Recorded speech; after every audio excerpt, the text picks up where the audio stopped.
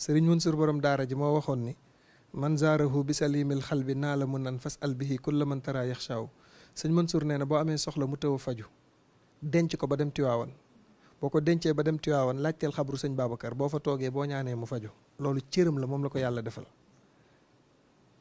mais sëñ Babacar man day sama sëriñ, di sama wéeruwaay,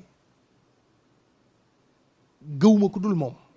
man damay faral di wax ni bu dee kër Seydil Hadji Malick immeuble la, man appartement sëñ Babacar si laa bokk, fa laay fanaane.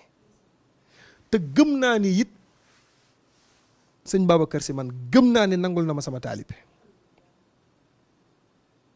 boo gisee man lu bari faalewuma ko, ragaluma kenn, man yàlla laa ragal.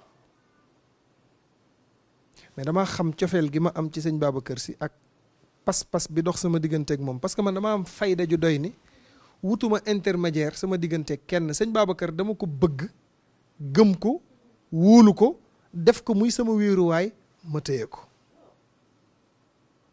bu ma amee yenn peleñaa yu rëy yi bu ma koy woo day ñëw, parce que day xam ni kii li may woo bariwul. xam nga boo melee ni sama yaay nga xam ne bu taxawee